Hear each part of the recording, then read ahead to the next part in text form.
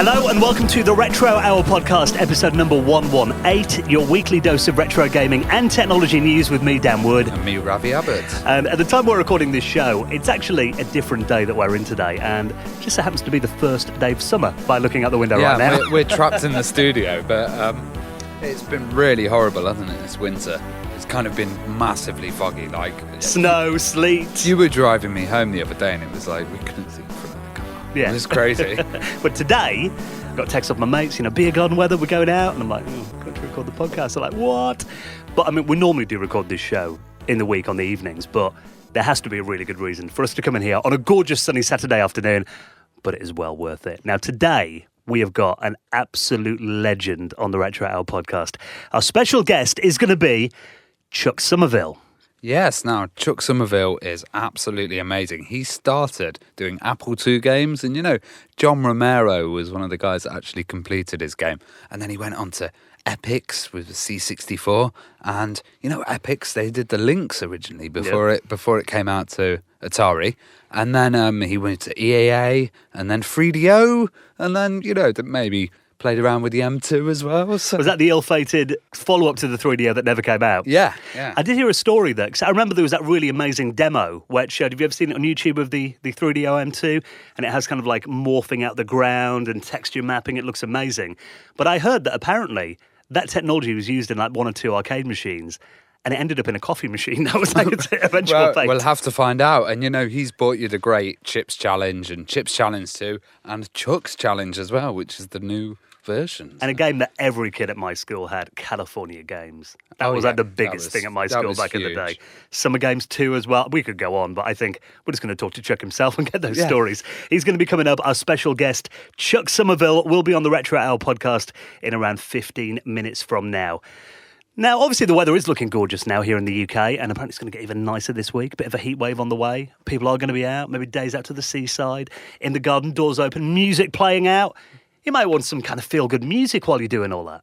Yeah, well, I've been running this 24-hour YouTube radio. It's currently not running at the moment because I'll tell you what, I was streaming it off my PC at home. Yeah. Now, the problem with that was I couldn't do anything without having constant video game music blasting out of my PC. So it's like, I want to do a bit of video editing. They might hear that over it and stuff. So I decided to do a dedicated server for it. So I'm building a PC at the moment, and it's going to be in my house, just chugging away, playing 24-hour cool chip music, like one of these stations on YouTube where you just tune in and have some background music going on. It's live all the time, isn't it? Yeah, 24 hours a constantly, day. yeah, and it's all created by me, so I've picked individial mods, and I've done this over 5 years, actually. Yeah. So... long time in the planning. All killer, no filler, that's what I say. Well, on the other day when I was working at home, and it's actually really good to listen to while you're working. Yeah, because I categorise them all into different styles as well. So it will go from like really hard dance to like a castle soundtrack or something. It's a total mix. So if you want to check that out, we'll put a link in this week's show notes. Should be back up by the time the show comes out. Yeah. So basically, if you go onto my YouTube channel and you're Retro Ravi, just search for that and it will appear as live. The live video on the time will be 24/7 Amiga music. I keep seeing it whenever I open YouTube on my phone, you're at the top. Yeah, baby. What, you getting about 100 new subs a day at the minute? Yeah, it works well. Pretty good idea. So if you want a bit of background music while you're working or enjoying the sunshine, we'll put a link in the show notes at theretrohour.com. We should do that one day. We should do a live stream, I think. A lot of people have been asking for it. So maybe we should say on the show, we're going to do a live stream at this point and do a call-in or something. What does that mean, no editing? Yeah. Oh, live done. Everyone to see all our flaws. Yeah. Of course we don't edit the show. All ads are live to tape anyway. Now, speaking of our website, theretrohour.com, that is where you can also help us out with the running of the Retro Hour podcast. Now, with summer coming, we've got loads of events that we're going to be doing. The calendar on our website is kept up to date as well. And if you want to help us out with stuff we're doing right now, server costs, website audio hosting, new website that we're making, getting to events, all of that coming up to help promote the podcast and get more people through the door. And the only way that we can do this really is with your help. So we do have a little section on our website where you can make a donation. Now, it can be any amount, big or small, and obviously it is completely optional. We're never going to charge for the show. We'll always put it out for free, but if you want to help us in the running of it, that is really appreciated. That's a good point, actually, because, some people are on Patreon and stuff, but we're never going to introduce a paywall. No. That is, all this content's going to be for everybody. Well, that's the thing, we've done the show now for over 2 years. The reason we do it is because we enjoy doing it and we love it. Yeah. But, we do have to pay for it ourselves otherwise, which, we don't mind doing it, but it's fine. But if we get a bit of help, paying for the show, that's always really appreciated, guys. So if you want to help out, all you've got to do is nip onto the website, theretrohour.com. We do have a PayPal button that you can click there, fill in your email address. It takes 10 seconds. There's cryptocurrency if you're into that as well, which is on the up at the moment, I see. Yep. And for doing that, you'll actually find your place in the Retro Hour Hall of Fame. Now, this week, we want to say thank you so much to Hubert Stanzik, Gary Heather, Craig Marshall, Joachim Mild, who all made donations into the running of the Retro Hour podcast. You can find your name in a future episode of the podcast by making a donation right now at theretrohour.com. Now, before we get into this week's special guest, Chuck Sommerville, a few news stories that we need to talk about. Now, the big thing last year was obviously all of Nintendo's mini consoles. Well, everybody's, isn't it? C64 Mini as well at the moment, and Amiga Mini people are talking about. Is that happening? Yeah, it's happening. Calanto have a deal with the guys who did the C64 Mini, so that's actually happening. Well, there is a miniature craze going on right now. And the one that everybody has been asking for, ever since, the first SNES Mini and NES Mini were introduced about a year ago, was, come on, Sega, when are you going to give us a Mega Drive Mini? Yeah, the Mega Drive Mini that was licensed, was released by AtGames, was absolutely rubbish. So hopefully this delivers. And it does look very mini. They've done an announcement in Japan, haven't they? So the story here on Polygon says, to commemorate the Mega Drive's upcoming 30th anniversary, which is this year, can you believe it? They're going to be doing a miniature classic edition of the legendary 16-bit console, the Genesis in America, Mega Drive rest of the world. They're going to be calling it the Mega Drive Mini. That is going to be released a bit later on this year. And they announced it at a fan event a bit earlier on this week. Now, there is a picture of them on stage holding what appears to be a miniaturized Mega Drive. Now, obviously Sega did officially license the AtGames console. Yeah. The thing is, from what I've seen of this, apparently that is the AtGames console that Sega are going to be putting out. Well, maybe they're just going to steal that market, They're thinking, why are these guys making money? No, apparently that is the AtGames. What, that he's holding? Yeah, that is what it's going to be. So there is... Well, I hope they improve it, for Christ's sake. Well, there is a link here. The source of the article, it's a Japanese website, but you run it through a translator, and apparently it appears that Sega just wants to distribute the AtGames Mega Drive in Japan. Okay, yeah. But looking at it, it looks a bit different because it hasn't got a cartridge slot on it, and apparently the volume slider works. Okay. So whether they've kind of changed the shell of it a little bit... Or updated the firmware or something on there. Well, that's the thing. It's an FPGA-based system, I believe. What I'm hoping is, if Sega are going to take it on and give it like official Sega status, they're at least going to work on it a bit more and bring it up to do a bit of quality control on it. Yeah, and to be honest, this is pretty easy for them, isn't it? They just put this out and they're guaranteed to make money. It's no-brainer. I remember using a Sega Mega Drive emulator in 1995. Yeah. It's not hard to do, surely, to get one working well. And this AtGames thing, have you actually played with one? Yeah, I played with one, but I played with the sound off. Right, okay. And it was okay. Well, the UI is awful. It's really tricky to navigate around that. But I think if they get the audio improved, do a bit of work on the user interface, there's some bigger missions on there as well, like Streets of Rage games, which you need to have in there. Well, what's going to happen now, though? Are AtGames going to get annoyed and make another unofficial one that does that? Or, I don't know, how's their relationship going to change? That's going to be interesting. Well, I imagine if Sega are simply distributing their product, they must have a very close partnership. But, looking at this, it doesn't look like the one that we've got on sale over here at the moment. So it looks like either they've worked with AtGames to modify it a little bit, so I'm hoping there will be a better quality control there that Sega have got involved with. The one thing I do like about them, though, have you used a control pad, wireless ones? No. They're really good. Yeah. It's like the 6-button Pro Controller, it's actually really good. So there is some good points to the AtGames one, but I'm hoping if Sega are involved with it, bit of quality control before it goes out the door. Yeah. They must pay attention to what the community is saying about it. What's good, though? Sega are back in the hardware market. Yeah, eventually, after it's been probably the easiest possible thing to ever do, like that, and they still mess it up a little bit. So. Well, the last thing they made was Dreamcast, so if Sega are going to be manufacturing it, it is kind of Sega coming back to the hardware market. It is good, yeah. I'm just being cynical. Cynical Ravi, come on. Well, speaking of Sega, and this is something that I'm very excited about because, the Switch is my most played console at the moment. The Sega Ages series is coming to the Nintendo Switch. Yeah, now this is really cool because I've kind of had these little game compilation packs of Sega older stuff like the Mega Drive collection and stuff on Steam. But Yeah. it's going to be nice coming to the Switch to have all these games. 15 releases are planned, you know. Well, that's cool because it actually means they've beaten Nintendo to the Switch with the Virtual Console. Yeah, you're right, actually. Yeah.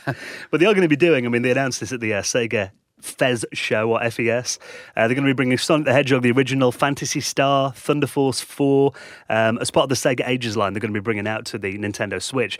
And like you did mention there, I mean, it's around the same time that they're bringing out the compilation that they're doing as well for the PC, PS4, and the Xbox One, which is the Sega Mega Drive collection. That I think from the looks of that, it looks pretty similar to the one that came out on the 360 and the PS3 a couple of years ago. Definitely, and I think there's going to be stuff like, you know, Final Fantasy on this, and like Golden Axe and Streets of Rage. You know, they'll eventually put out kind of all the classic titles, I hope.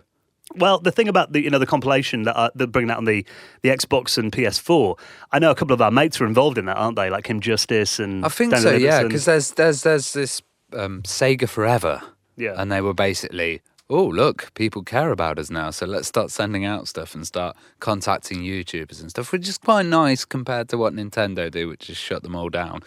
Well, I saw Daniel, I think it was on his Instagram. I don't know if you saw that on Twitter. Slopes Game Room. He did a video where he's in Sega's HQ. He was His eyes were so big and wide, yeah. But that is cool that Sega are kind of, you know, getting the community involved as well. And obviously, they're kind of getting to that stage now where, I mean, to be fair, Sega haven't got many new franchises that are setting the world alight. So it makes sense to look back and celebrate the kind of, you know, their glory days, as it were, I suppose. And the fact that I was a little bit... Sonic Mania and stuff like that, they're on that road, aren't they? Yeah, absolutely. And I was a bit gutted that the Mega Drive collection wasn't coming out on the Switch. So having at least this series coming out on the Switch and having a few of the games on there is at least something. And, you know, I'm pleased they're doing that. Because I think with the Switch, I find it's selling really well at the moment, but a lot of developers are still kind of a bit cautious of it. And I think when they put a game or two out on them, they see how well it does. They're like, oh, okay, well, we'll go all in now. Yeah, I was on it the other day and I was going through the store and I was like, all of these games, like 50 quid for Tetris. Yeah. I was like, God. That's the thing. You could understand when it first came out, you know, but it's been out over a year now. It's like 70 quid for a golf game or something like that. It's really, really bad. What is annoying is, though, you often get stuff on there that might be like 9 quid on the PS4 and it's like 25 quid on the Switch. Yeah. So don't do that, Sega, please. I don't want to pay 50 quid for Sonic the Hedgehog. That's it. Now, we got the most amazing letter the other day from a guy called Ryan now. He's a listener in California. Let me read out the letter that you sent, and it goes, "Hey, Dan and Ravi, I'm a big fan of your podcast. Since I started listening to you guys, I've started building up a great Commodore 64 collection. I've even learned assembly coding, tried to make a bit of fun stuff from the system, and I've learned a great deal of fun games from you guys and listen every week to the podcast," which in itself is amazing, isn't it? Mm. Now, a couple of weeks ago when Joe was on, we talked a bit about Dance Dance Revolution, didn't we? Oh, God. I Dance Dance, I just have this one image of my dad at Sega World. Yeah. Big trench coat. He had a side bag as well. Just going mental on Dance Dance Revolution. It was like... You know, whenever I've gone on Dance Dance Revolution, you don't realise my knees ache for days after I've been on that thing. No, but that was such a good, interactive, different form of gaming, wasn't it? Yeah. It was like... Also, it had that whole element of people standing around and watching. Yeah. And performance, you know, performance in real life rather than on the game, you know. It was like street dancing, wasn't it? You know, watching it and stuff. Well, you know, we keep talking about all these anniversaries that things are celebrating. Dance Dance Revolution is 20 years old, which is nuts. And the freestyle scene apparently faded away in California. But what they've actually done is, and apparently we've inspired him to do this, which I think is amazing, they're actually going to be doing a 20th anniversary of Dance Dance Revolution with a freestyle takeover event that's going to be held in California. Apparently they did one, it got a really big crowd, but this year they're going to put like a bit of a modern kind of spin on it with like Twitch and YouTube and social media. So if you want to see your cool dancer, you'd have to go down to the arcade, see when they're in there and wait for the crowd and get a good position. But now you've got the internet. Mm-hmm. So people can actually submit on a cyber cipher. So they do like little freestyle competitions. You can record your freestyle, then submit it and get judged on it and kind of... Yeah, get full results and maybe win some stuff. It's So quite you can do it from cool. anywhere in the world. Yeah, which is pretty anywhere in the amazing. world, yeah. Well, During this freestyle contest. Well, he says at the end of his letter, he goes, listening to the Retro Hour podcast was a very big inspiration for me to get involved in revitalising the old community full of fantastic gaming memories. I want to thank you guys for what you're doing and keeping this stuff alive, which, you know, I think is wonderful. So We need to do a Dance Dance Revolution dance off it. Enter it, don't we, Dan? I bet you've got some moves on there. Oh, haven't you? wicked, yeah. I'll start voguing. I think that Britney Spears Toxic or something. I bet you've done that before. So if you want to find out more, their website is freestyletakeover.wordpress.com. So thank you, Ryan. That is amazing when we inspire stuff like that. I think that's Yeah, really cool. I was blown away by that letter. Thank you. You know, we're at Play in the summer. We've got to get a couple of videos recorded. Oh, God. Maybe after a drink Yeah. or 10. Now, speaking of events that are coming up as well, we got another actual letter here off Kevin George. You know, he's one of our listeners and wanted to let us know about a really cool event that's apparently going to be displaying every console ever released in the UK. Yeah, it's a Pontypool museum and it's called Generation Games. Okay. So it's basically every one that was on sale, which is really cool just to see them all in the kind of place like, choices. And it comes from like 1972 to present. Oh, wow. Okay. So it's a full spanning. You've probably got the old Biotone Pong machines. Oh, you know, like the grandstand machines yeah. and stuff like that. If they've got every console, it must mean like even the weird stuff like the Amstrad GX 4000 and the Commodore 64 GS, that was a game system. You know what, actually, I've been thinking about that recently because you know that Commodore 64 Mini's out now and it hasn't got a keyboard.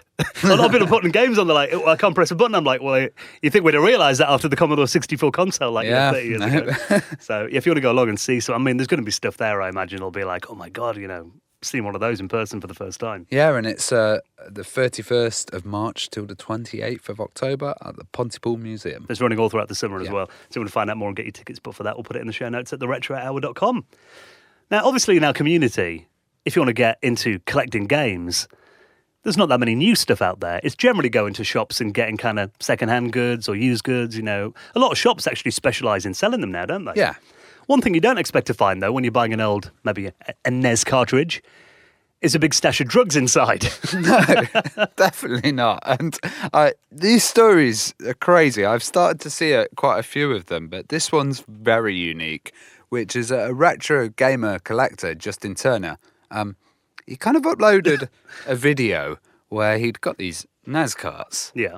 And he was like, oh, these weigh a little bit more. They're too heavy. Yeah, they're too heavy, so let's take them apart and see what it is. So he did it on YouTube, and as he takes them apart, he finds these packages of, I think it's £5,000 street value of drugs. God. And then he opens another one, and he finds like thousands of pounds worth of cash hidden inside the NES cart. There is $5,000 In bills, yeah, rolled up inside. It's a game of golf on the NES, and which is weird. Apparently, the money dates back to 1985. So, do you think like some gangster or drug baron or something like that he's in there? Maybe he got wasted and like, you know, forgot about it and traded them in. That's insane, isn't it? Yeah, it's insane. So he actually finds it, and then at the end he rings the police. Yeah. And then they're coming to his house and he films it all. But yeah, I mean, you look at inside them here, and what is weird is it's actually a copy of golf and roller games, but they reckon, opening the cartridge, they've actually deliberately modified them to fit these inside. Yeah, so they've smashed the PCBs down, but the bottom is still actually visible. Yeah, so the game doesn't work, I imagine. No, it's a proper smuggling operation, that one is. But didn't we talk about that story where this kid found some meth in his game the other day? It's really weird, yeah. I think there's 2 incidents last year. I remember hearing about a GameStop in America. And, yeah, they'd gone through the manuals. One story was it was a kid, and he had Grand Theft Auto 5, which an 11-year-old probably shouldn't be playing anyway. No. Let's get that out there. But, you know, when the game loads, it takes a long time to load that game, doesn't it? And like we all used to back in the day, flip through the manual while the game's loading up, and he found this little bag in there, and apparently it was, meth. Amphetamine. And he went to his mum and said, what's this? But apparently that had happened the year before as well. Jesus. So I don't know what's going on. All these gangsters may be using their kids' bedroom like video game collection to stash stuff let's in. hope they're not using like a rare copy of Castlevania. I'm just thinking like, you know, the police or like the FBI or something are going to get wind of this and suddenly like start gamers collecting games. going to be coming in raiding gamers' rooms to find stuff. So how weird though. So if you want to watch that video, definitely one of the most bizarre things I've ever heard in retro one gaming. not to be missed. Absolutely, we'll put that in this week's show notes as well. Now, this is a story I never thought I'd read. There's a new cassette coming out by Toshiba. Yeah, let's celebrate because, man, high quality new cassette done. So this is high resolution audio. A cassette tape? Yeah, it's a cassette tape, but remember, all the tapes at the moment are really bad quality because they've only got one factory. They're only doing this. Well, Toshiba are actually investing in making high-resolution audio cassettes. Now, these are pretty cool because we all used cassettes in England in our old systems to kind of load stuff. A lot of other countries could afford discs. Oh, on computers, you mean? Yeah. Yes. So, this is really relevant for kind of computer gamers. But also, there's this whole cassette revival at the moment, isn't there? Like, we were talking about Sega Forever, actually. They sent out a cassette with kind of game soundtracks on it to YouTubers. So, these are really popular. Well, I think cassettes are kind of... I never liked cassettes originally, if I'm honest. I used them because I had to. Like, when minidisc came along, I got rid of my tape players and everything. But I was kind of, you're probably the same. We both love music, so I had like quite a high-end, cassette recorder, and I think like saved up for ages for it, and I was quite proud of my Walkman back in the day, I must admit. But it does seem bizarre that there is like this renewed interest, because we talked, didn't we, on the show a few months ago, that there is now a factory that's resumed making tape again because the world supply is running out. So there's a renewed interest in it. But it's a lower quality tape. Like at the moment, a lot of this is coming out and it's lower quality. This is like high resolution. They've said basically Japan has a strong passion for technology and recognises audio standards. And it's like an authority on that. So it's kind of... if they're going to mass market produce these, they're going to really reach that high standard of tape quality that we used to get back in the days that are pretty expensive. Like if you look at metal tapes at the moment on eBay, my God, you can spend a fortune on those. What's interesting is, though, there's a report here, What Hi-Fi have been talking about it, and they haven't really revealed exactly how it's going to work and whether or not it's going to be backwards compatible. Okay. Which... if it is, that'd be amazing. If you can kind of get like CD audio quality out of your own like 30-year-old like Walkman or your mum's Ghetto Blaster, that'd be pretty amazing. But I do wonder why, though. Read your games 10 times quicker. Yeah, but for computers, that'd be quite cool. If you can... So I did this the other day. I was quite bored on Sunday. Samantha had gone out. I'd finished work, got home, and I thought, I've not played my Commodore 16 for a while. I thought, I set it up. There is a version of Paperboy. And I hadn't played that for years. It wasn't ever the best version of it, but it was pretty much a technical marvel. And I thought, I'll give that a go. I must not have played it for 20 years. Put the tape in. It loaded and the graphics were all corrupted. And I was like, okay, turn the other side over. Didn't load at all. Look, there's a bit of like mold in the case and stuff. And then I thought, this is a 30-year-old game. I'm actually more amazed that any do work anymore, to be fair. So having something like this for the computer community, if you want to keep it real, keep it old school, you don't need to use like SD cards and all that. There is value for us, I think. But I wonder who in the audio community is interested enough for them to actually warrant producing it. I don't know. Yeah, I don't know, because when we first heard about this kind of cassette revolution coming back, it was regarding prisoners, and that prisoners were the only people getting cassettes printed because you couldn't use them as a weapon or anything like that, and so they were still making them for just prisons, and then now they've started to go to the hipsters, and then it's going to the console people again, and now it's going to the audio high-end people, so it's really odd, isn't it? I actually do quite like these kind of weird audio formats. There's a guy on YouTube called Modern Classic. I don't know if you've seen him before. And he actually did a video the other day, actually, Super Audio CD, Is It Worth It in 2018? And this was a format that was essentially trying to do surround sound with CD and everything, but it was massive failure. But audiophiles actually really like it. Okay. And there are, you look at Techmoan on YouTube, he covers all these kind of weird formats that never took off. So I am interested in that, but I do wonder, getting a new one in 2018, I am quite intrigued as to what their thinking is behind that. Yeah, and how it sounds, because I always remember tape sounding crap, sorry to say it. That tape sounded nice, but tape, no. Well, that's the thing. I'm nostalgic for a lot of stuff. I love vinyl. You're a vinyl head as well. We like music on vinyl, sounds great. The two things I don't really miss from back in the day is cassette tapes and videotapes. Yeah. Because even back then I thought the quality was dreadful. Yeah. So it's like, I've got no desire to sit down and watch Alien on VHS tape when I've got it on Blu-ray. It's like, there are some things that necessarily, progress has been a good thing, but, we never know. We might be impressed, so we'll keep an eye out for it. Now, of course, if you have got any stories you'd like us to talk about on the Retro Hour podcast, we are on Twitter, and we have been tweeting quite a bit this week. Yeah, feel free to share us and let any of your friends know about the Retro Hour. The best thing is word of mouth. If you recommend something to someone, it's just going to be much better than kind of us saying it. Yeah, or an advert or something. Yeah. We've had a few of that this week. A tweet came in the other day. Can anyone recommend a good 8-bit computer game podcast? Someone recommended us. Yeah. We've got a new listener right And now, also so. check the back catalogue, because we get so many people saying, oh, I can't wait till you get John Romero on, or I can't wait till you get this guy. And we're like, he was on this episode, guys. Yeah, there's loads of them on our website. And actually, we might start feeding a few more out on Twitter if you ever miss any. So if you want to follow us on Twitter, at Retro Hour UK. We're on Facebook, Instagram as well. All of those are on our website at theretrohour.com. So that's been this week's news. And now, are you ready for the main event? Let's talk about classics like Epyx, California Games, Chips Challenge, the 3DO, the Lynx, Summer Games 2. Chuck Sommerville is this week's special guest.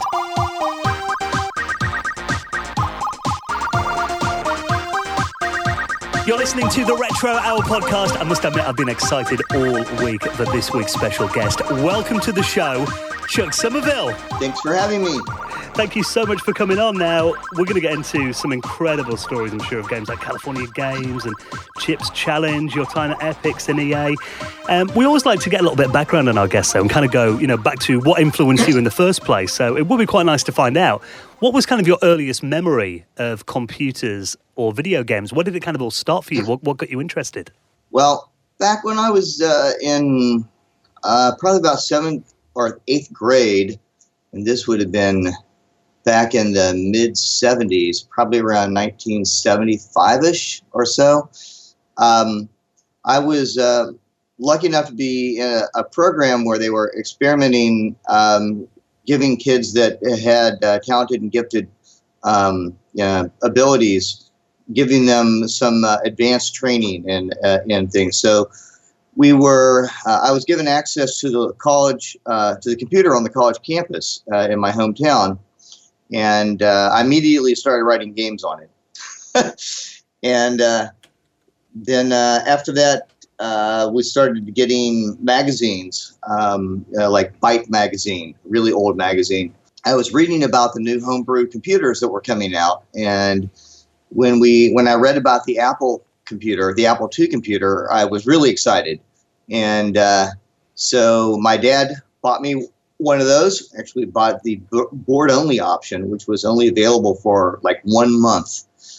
They would sell just the circuit board. But my dad worked for IBM as a office products repairman, so he had access to things like power supplies and typewriter cases and things like that. So we built up our own version of the Apple II from that circuit board. And again, I went right into writing games on it in BASIC. Do you think technology would have been a bigger part of your life if it wasn't for your father's influence then? Did he really influence your passion? Oh, my father was definitely a big part of it. He was, before I went off to college, he was really, really supportive. And, being the sort of attention-seeking nerd that I am, whenever I was working on stuff, I would go to my father and say, "Look at this cool thing I did," and he was very supportive and saying, "Yes, that's really cool." And there were actually times when he would actually sit next to me while I was working and watch what I was doing, and I would discuss what I was doing with him. So yeah, he was a very important part of my early computer work. Well, we don't really hear much in Europe about the Apple II scene, but quite a lot of stuff we hear is about kind of John Romero as well being involved in it, and I heard he was a big fan of Grubs in Space. Well, actually, he's a bigger fan of Snakebite. So I guess he wrote the reviews for both Grubs in Space and Snakebite on Movie Games for me. Basically, John Romero is like a real retro Apple junkie. And he was a fan of my early work, particularly Snakebite. I found out later, after I got to know John, that he was one of the few people in the world that had finished all 29 levels of the game. The levels were designed to be asymptotically difficult as it progressed, and I didn't actually expect a human being to be able to finish it, but John Romero did. And he threw a party one year in Dallas, Texas, when he was starting his Ion Storm company, and he invited a bunch of the Apple II legends to all come to this party. And I went to that party, which is where I met him for the first time. And it was an amazing party because there were people there that were, heroes of mine from those days that I had never met in person. Of course, John was, excited because all of his heroes were there. But then again, he arranged the party. But even like you as well, 'cause I mean, John Romero, he went on to be such a big name in gaming. And the fact that really he was probably looking up at you and idolizing you because you made these games. Well, yeah, it was really funny, getting to know him, because it was like this mutual admiration society. Because I'm a huge I'm a huge fan of Doom and Quake, and I played a lot of that game. So, yeah, it's really great. And then, meeting John, getting to meet Brenda through him. When I met Brenda, her name at the time was Brenda Breathwaite. When I met her, I didn't really know who she was, but as I started looking into her history, I was, truly astonished at the depth of her talent. And the fact that the two got married was just amazing. Well, I heard that Grubs in Space was even popular outside the gaming world. Is it true you got coverage in a metal music magazine? Yeah, well, I mean, different magazines review games, but yeah, Heavy Metal did review the game, and that that was pretty funny because I had never had a game reviewed in a magazine other than a computer magazine, and so they did a review of it, and it was great. I felt like, okay, now I'm famous. Maybe I should try for Rich next. And I heard you got a few letters from a prisoner that wanted to learn programming. That's the other amusing thing. Apparently, some prisoner read the article, and he wrote me a letter and sent it to Epyx. I guess he had figured out that I was at Epyx at the time, or maybe it was when I was a Sirius. I don't remember for sure. But anyway, so I got this letter, and I read this letter, and he was excited about the game, and he wanted to learn how to make adventure games, and he said he had access. He had plenty of time since he was incarcerated, and he had access to a TRS-80. And I don't think I wrote back to him. You know what it does prove, though, the fact that, you were in the Heavy Metal magazine, you were getting letters like that. It must have proved that gaming was crossing over into the mainstream at that point. It certainly was, yes. The earliest write-up that I can recall of my work was when I was in college after Snakebite was released. I had gone back to my hometown. My hometown is in Huntington, West Virginia.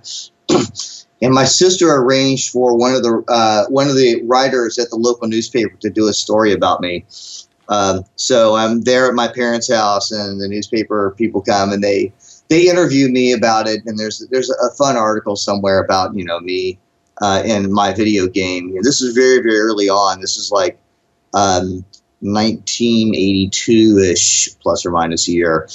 And I distinctly remember one question from that interview, and they said, "Do you think anything will ever stop video games?" And I said, "Only if they outlaw it."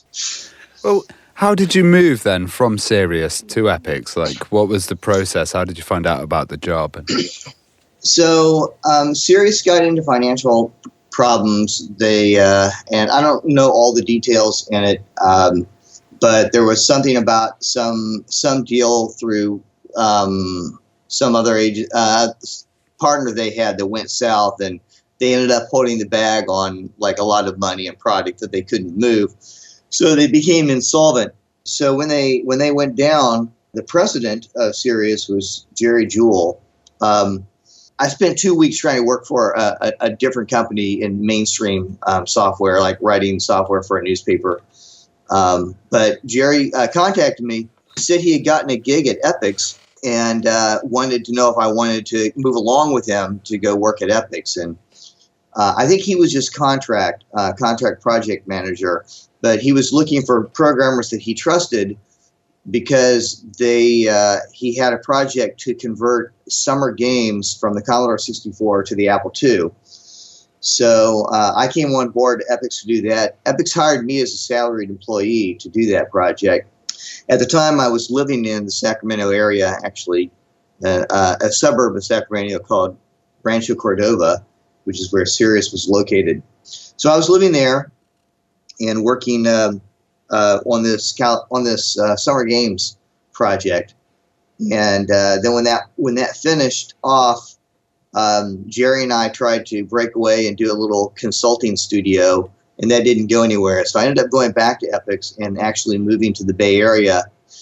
And I worked for Epyx for about 7 years until Epyx finally collapsed. Well, what was the culture like at Epyx then when you first joined? Must have been quite an exciting place to be. When I started, it was a lot smaller. There were probably only about 50 people there when I started, and we had had the shrink wrap machines and the production facilities, and we did some we didn't do distribution there. But anyway, we had the shrink wrap line was there in the building. I think that building was in Sunnyvale.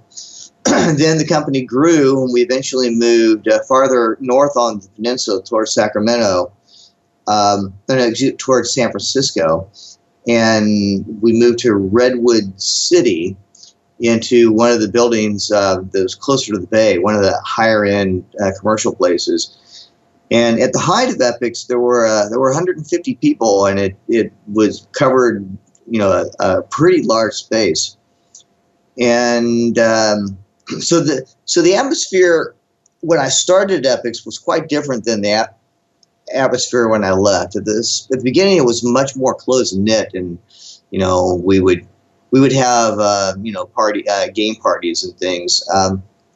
But toward the end, it was a much more sprawling, bigger company, and there were different divisions, and I was in the Lynx group, and I had a special card key to get into our area, and not everybody in the company was allowed into the area that I was in, and there was some jealousy over that. And then there was, I'm not saying it was bad. People still had a good time, and we would run around the office with our laser tag from World of Wonder, or we would shoot each other with the Nerf guns and things like that. There was plenty of lighthearted fun there, but I'm just saying it was a much different environment at the end than it was at the beginning. Well, they were famous for producing the game series, and the thing about the game series is we found them really good value for money because you had about 4 or 5 games in one. Were they massively successful or popular? Well, I couldn't really speak to the financial level of it. I know they were pretty popular. I can tell you this, that when we were working on those, and again, the very first product I worked for Epyx was a port of one of these games, Summer Games, to the Apple II. After that, I never did another Apple product. I worked on the Commodore almost exclusively, Commodore 64. But they tended to be a bit tedious from a development point of view, because the marketing department obviously knew they had a format that was working for them, so they would try to come up with the next excuse to come out with another game in the game series. And then it was up to us as engineering to try to find ways to find individual events that matched whatever theme they had picked, and try to come up with a fun little game that was kind of lighthearted and not too deep, but still fun to play. So I did quite a few of them, but I didn't have a lot of passion for them, because it was like, oh yeah, okay, so let me figure out how to make this luge game where you're sliding down a luge thing. How do I make that fun? Well, I remember, for me as a kid, every kid at school had a copy of California Games. And, living in rainy England at the time, that seemed like really cool and like really exotic and stuff to us. Bohemian, Yeah, it did. It seemed like California Yes. surfer dudes and all that. But it was, how did you come up with the ideas of that? Were you actually playing those games yourself, or what was kind of the thinking behind California Games? So California Games was kind of an exception to the rule for all these game series games. I think it was originally... the concept was originally envisioned by Matt Householder to do something that was based more on urban extreme sports. The thing is that there were people in our group that actually did some of these things. Some of us played around with hacky sacks. I was actually a skateboarder. I would actually ride a skateboard in skateboard parks, and drop down into the bowls and carve and all that stuff. So I actually knew about skateboarding, which is why I ended up riding the half pipe game for the California Games. It was a bit more, at our heart, stuff that was more personal to us when we did it. I think it showed in the game. The guy who wrote the surfing event, John Loop, actually was from Hawaii, so surfing, was very important to him. So he really understood how to make that game great. And it's kind of like all the games that weren't in the Olympics, Yes. the left out ones. Yeah. Was it hard to get like the kind of balance? Like, are we going to go for really high end graphics, or are we going to go for gameplay? And to get that mix perfect. Well, back at that time when you were writing for the Commodore 64, you basically would push the graphics as far as the platform would let you. Much different way of writing games than today writing games, say, in Unity on the PC, because the hardware just wasn't capable. And it wasn't just CPU power. It's that you can't just draw it with a triangle engine. You can't just draw where the guy is on the wave or where he is on the half byte. You have these things called sprites, which are kind of like a mouse cursor, and you only have like 8 of them, and you can move them around the screen, and they're independent of the background. And you have to figure out how to optimize it so that you can do something interesting with very limited graphics. Well, let's talk about one of my personal favourite systems, and I think a very underrated machine. I love the Atari Lynx, especially that first model. Well, it was the Lynx then. Yeah, by then, at that point. When did you first see the Lynx then? Do you remember hearing about it and what the kind of original designs and plans were for it? Well, as you probably know, I was on the development team for the hardware. As far as I know, there was some deal that was negotiated at upper level management to develop this hardware, because the Lynx was developed there. That's why I was in the Lynx division, in the section that nobody could go in except us. And as part of that negotiation, they brought on board R.J. Michael and Dave Needle, who were principal engineers behind the Amiga. So we knew that it was going to be something amazing right off the bat, because the Amiga was, I think, the first desktop computer that had hardware graphics engine built into it. So, that team, of course, wanted to build a handheld gaming system that had hardware graphic assist. So the Lynx, it had not a triangle engine. It actually had, it would draw rectangles. So it had a hardware sprite engine, but it could distort them a little bit. It could change the scale every time it drew the line. So you could get, things that were like wider at the top and narrower at the bottom and things like that. But it was a different piece of hardware than what people had normally seen in the gaming industry. Well, I remember, seeing the Game Boy at first, and all the kids at school going wild about the Game Boy. And before that, the Tiger Electronics things. I mean, even the fact that it had a beautiful colour display. I mean, it really did feel like the Lynx was like a next generation.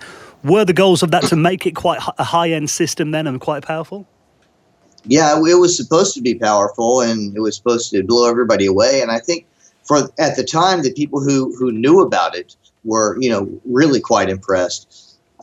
But Epyx ran into some financial problems. I think funding for the project ran out, and they had to seek funding elsewhere. And I think that's when the project eventually got being sold off to Atari.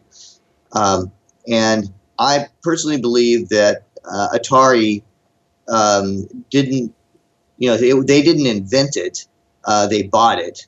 So I don't think they had as much invested in it, emotionally or culturally.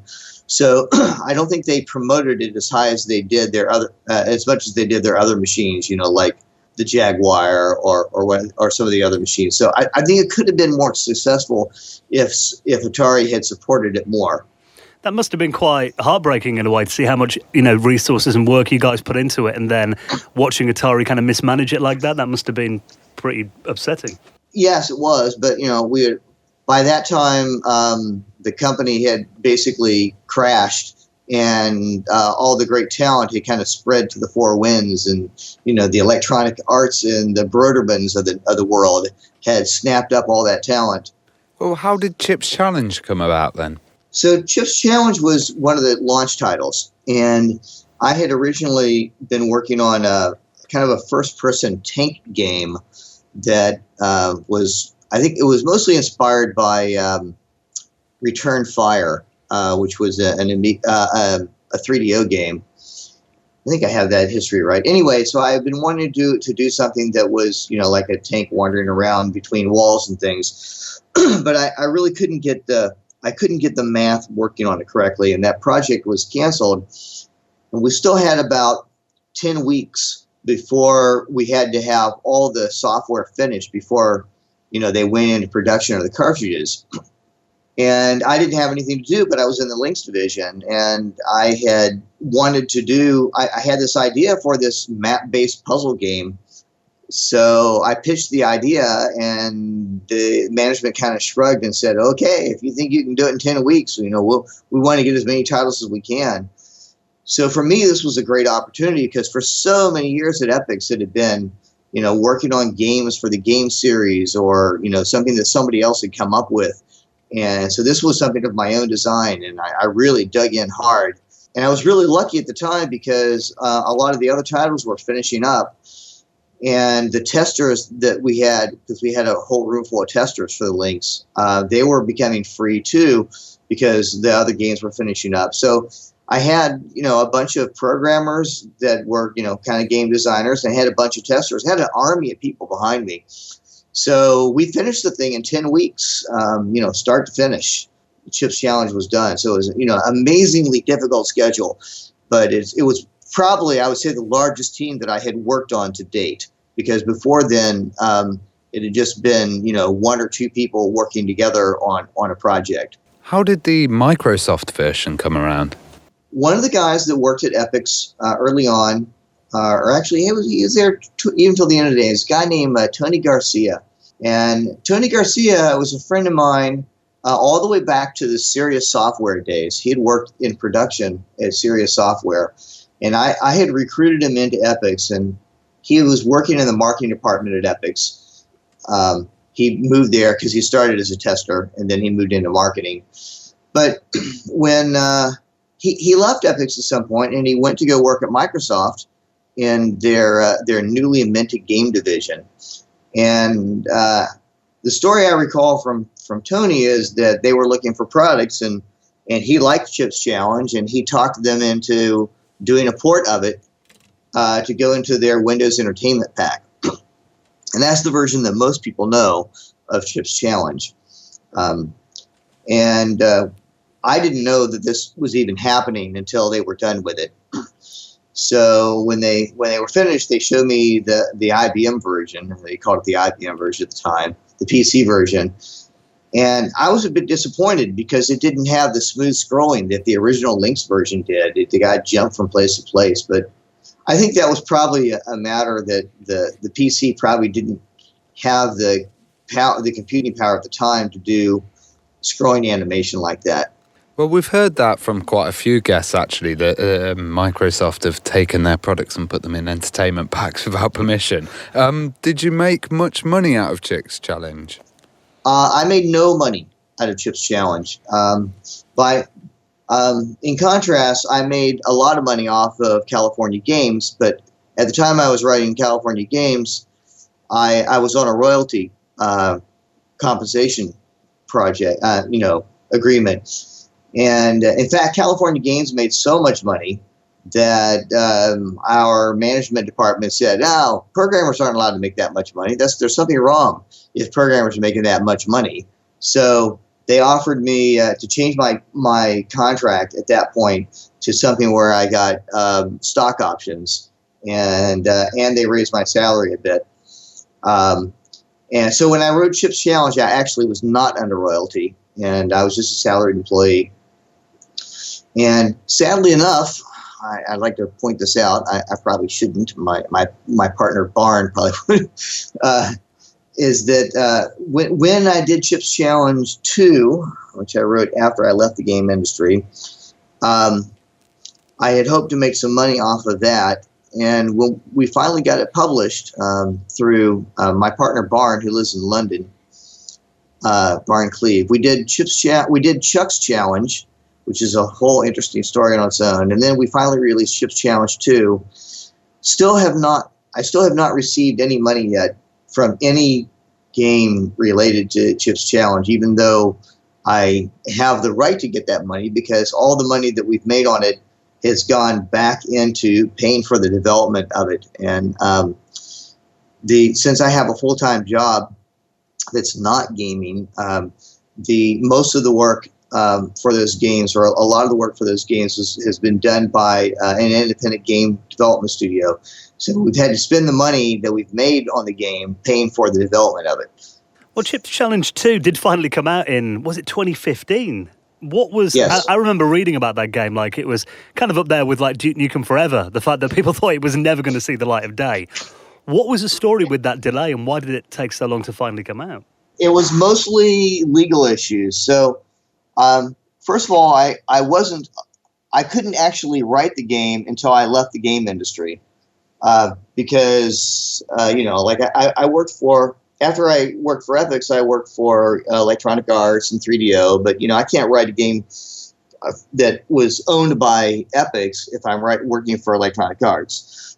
So when I left the game industry back in the mid-90s, or early to mid-90s, was when I wrote Chips Challenge 2, because I'd been getting emails from fans asking for a sequel. I spent 2 years writing it, but before I started writing it, I contacted the company who owned the rights, a company called Bridgestone Multimedia. And I said, I want to do this project, and do I have your support? And they said, yes.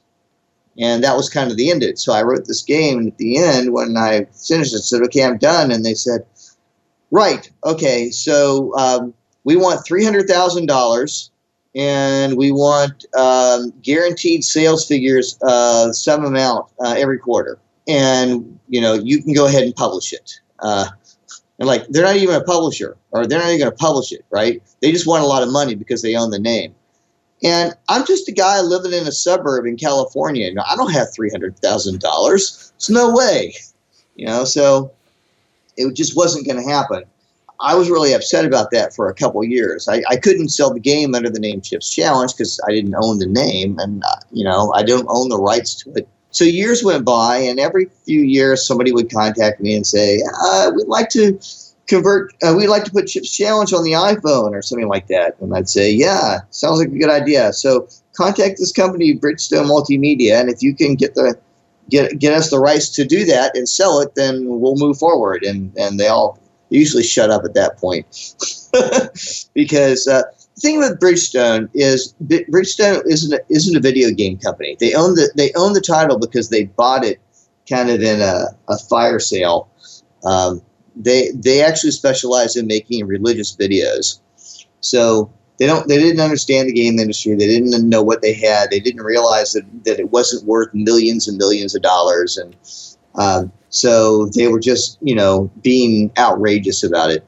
At one point, this guy, Barn Cleve, from New York, from London, contacted me and said he wanted to convert it to the iPhone. And I'm like, great, this is like anybody else that's asked me this question. He said he had venture capital. This was a new twist. So I said, great, contact Bridgestone. And he did, and he came back and says, yes, I see the problem here. But he's a bit more creative problem solver than most people. He said, okay, let's do this. Let's release a game that's like Chips Challenge, but we won't call it Chips Challenge. We'll say it's from the designer of Chips Challenge, and we can put that in the description legally. And then when people do a search on the app for Chips Challenge, they'll find the name in it, and they'll say, well, it's from the same guy. Maybe we'll buy this. And that was how Chuck's Challenge was born. And that was not, I did not come up with that name. That Barn came up with that. And I said, okay, we'll do that. So that's how Chuck's Challenge was born. And that's why it took so long. At that point, we started negotiation again with Bridgestone for the rights to release Chips Challenge 2. It was already done.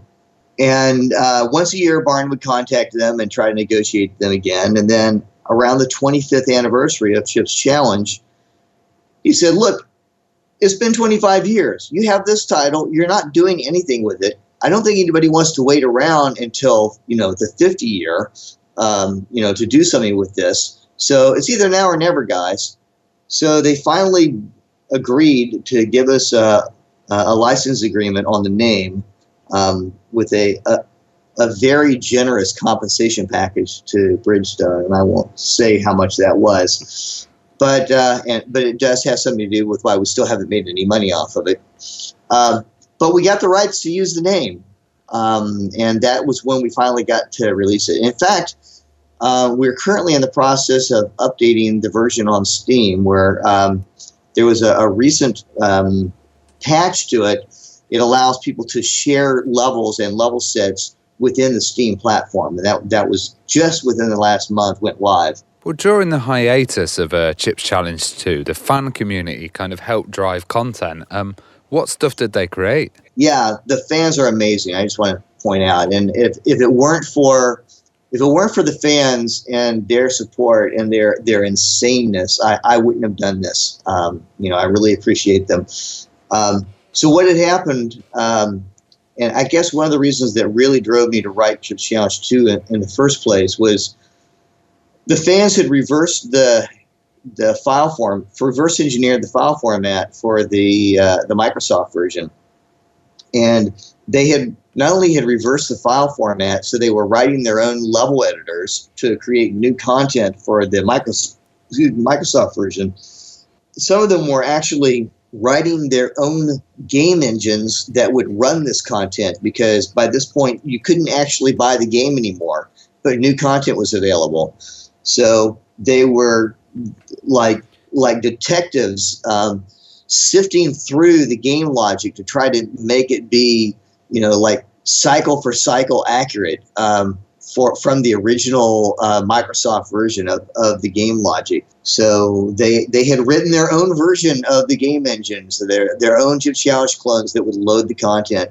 And they continued as a community to generate not only new levels, but through some encouragement of mine and discussions I had with them, they started making official, quote unquote, level packs that were community endorsed. That this is level pack 2 and level pack 3, and last I heard they were up to level pack 4. And I mean, for you, the fact that Chips Challenge 2 did finally get a proper release must have kind of been a bit like vindication that, after 23 years, it was finally available. It was actually a relief. I mean, obviously, as I said, when I couldn't release it, I was really sad for a couple years. I finally got over that. But one of the things that I had told my wife around that time was I basically showed her, where on my computer to find all the files for it. And I said, look, if I die, take these files and release them to the pirate community so that at least it gets out there and somebody will see it. Luckily, it didn't take that in the end. It didn't take that, but that's a true story. I actually did tell her that. An amazing thing was that, for like 20 years, this thing was vaporware that nobody knew about, or people knew existed, but nobody had seen it. But there were about 20 people out there who are active members of the Chips community who not only knew about it, but actually had copies of it because they were part of my alpha and beta test group, because I wasn't testing it on my own when I was developing it. Each one of them I had a signed contract with, and each one of them, their copy was personalized to have their name in it, so that if they actually did release it to the pirate network, I would know where it came from. And they knew that they were individually tagged. But I have to say, amazingly, nobody released it. It was, throughout that entire 20-year period, it was actually kept under wrap, even though it was out there in the wild. Well, let's talk about another big project that you were involved with in the 90s. You joined a company that I remember reading about at the time. Everyone thought it was going to completely change video games forever. 3DO, you joined them when they were working on the M2. Is that when you got involved at that point? Yes, I was brought on to the M2 team, and we were working on a race car game called IMSA Racing. And that was a lot of fun. I got to work with some really amazing people at 3DO, and I was there for a year and a half. And just about the time we finished up the racing game, they made the decision to can the project. And there was a lot of sadness at that point. And I remember talking with Bill Budge, that's an amazing name there. Sorry, I want to name drop there. Bill Budge. I was talking with Bill Budge about this, and he was really upset about it. And I gave him a different perspective that I think he appreciated. I said, the year and a half I was here, I get to work on really amazing bleeding edge technology. And I got to work with some of the most talented people in the industry, and I learned so much, and I really enjoyed my time here. And I'm not going to let the positive that I got out of this experience be spoiled by the fact that they canceled this project. I still am really glad I worked on it. Because the M2 was the follow-up system to the 3DO, wasn't it? The original multiplayer. Yes, it was. It was the processor was PowerPC based, and it had custom silicon triangle engine, much like the NVIDIA chips of today. So they had a team of silicon designers that were building these amazing triangle engines, and it did shading, so that you could get the depth cues, and it did proper perspective of the textures on the triangles. It did everything that you would expect out of a modern graphics GPU now. And that was RJ Michael and Dave Needle again working on that. Yes, again, I got to work with RJ Michael and Dave Needle. And this is something really interesting. When I went to go work for 3DO, their offices were in the same building that Epyx was in when I left, or when Epyx crashed. So there I was, going back to work in the same building I had worked in for years. That must have been but surreal. For a different company. With the same people. Yeah, that's crazy. With many of the same people. It was really quite interesting. So before the M2 project did get cancelled, what projects had you been working on, and what had been developed by that stage? Well, the only one that I had worked on was, as I said, the IMSA racing game, which was a race car game where you're driving not formula race cars, but cars that looked a bit more like stock cars. They were IMSA, International Motorsports Association, or something like that. So they would have, we were working on tracks like, we had made a model of the Laguna Seca track, which is here in California. And, it's just this windy, curvy, up and down hills track, somewhere south of the Bay Area, I think. Anyway, it was amazing because we, as a development team, we actually went to the Laguna Seca racetrack. And we got to drive our streetcars around on the track, and that was fun.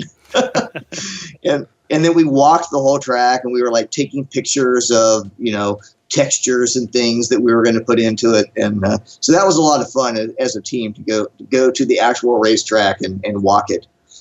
Well, with those M2 chips, I mean, the hardware, I heard it did end up in like a couple of arcade machines. And I don't know if you know if this is true or not. I did read online that apparently it was used in a coffee machine eventually. I have no idea. Which sounds really bizarre. Legends, though. That is a really strange fate, though, isn't it, for the hardware? I seriously doubt the validity of that. But I don't know. I remember that the development card that I had, which was kind of the unit on a card that plugged into a Macintosh, was like $18,000 a piece for those development boards. So I don't know. Well, 3DO in general, I mean, like I said before, when they first came along, all the hype was that they were going to change the console landscape forever. How do you think they were, like, overall in the console market? Do you think they made many mistakes? What kind of went wrong with 3DO? All I can really say about 3DO was that their very first platform, the Opera platform, was an amazing device, and I have one, and I love playing it. And that was back when they were SMSG, I think, San Mateo Software Group. And early on, they were very down to earth, or they were very engineering oriented company. Like the wives of the heads of the company would like make lunch and bring it in, and feed people around around the lunch table. So, and they carried that through. They had a cafeteria that you could eat for free. They were like one of the first companies that I worked for. I mean, this is common now, like at Google. If you're a Google employee, you can go to their cafeteria and eat for free. But 3DO was the first company that I'd ever seen that did things like that. Well, what are you up to nowadays? Because in our call earlier, you kind of showed us this giant LED ball that you were creating. For Burning Man, yes. So when I left the game industry, I left the game industry because my partner Kevin Furry. Kevin Furry and I actually worked together on California games. He was with me at Epyx. Kevin Furry and I, we got out of the game industry to make things out of LEDs. And we started out making LED signs, and we sold quite a few into the casino industry, like for jackpots and things like that. We ended up doing more and more custom work. I mean, we had done so many interesting things. Some of them were like art related, but it's all custom work for building things out of LEDs. We got the attention of Philips Lighting. And I think Philips at the time had the contract on the Times Square Ball in New York for New Year's Eve. And so we got a deal where we got to, Philips wanted to replace all the lights, which were incandescent bulbs, with LEDs, but they really didn't have an engineering staff that could handle it. So they got us involved to do that. So we engineered the lights for the Times Square Ball, and we built all those lights. So the very first time we built the ball, which was for the 2007-2008 year end, my signature was inside that ball. We got to autograph it, and I got to go to New York and see the ball drop that year. That was an amazing adventure. 2 years later, they came back to us. They said they want us to build the ball again at twice the diameter. So it went from 6 feet to 12 feet, and they changed it to be on display every day instead of just on New Year's Eve. And I'm still building things out of LEDs professionally. I built a lot of art pieces.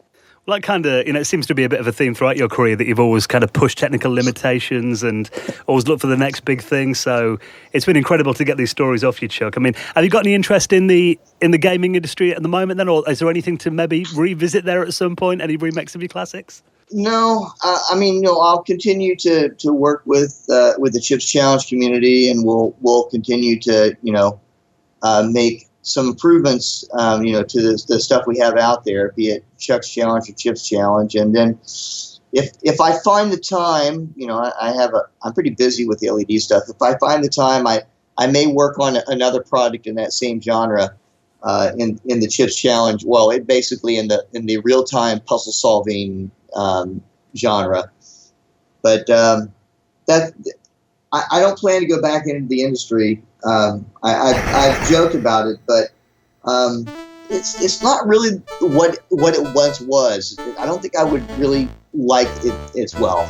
Well, I think the thing with the way that indie gaming works today, you can kind of just dip your toe in and not commit to it 100% full time now, can't you, though? Yeah, but you need a day job if you're going to do that. Yeah, absolutely. Well, Chuck, thank you so much for coming on and sharing your stories. Obviously, we could talk to you all night, but, we appreciate it's a weekend and we don't want to take up all of your day. But thank you so much for sharing your stories with us this week. You're certainly welcome. It was good to talk to you.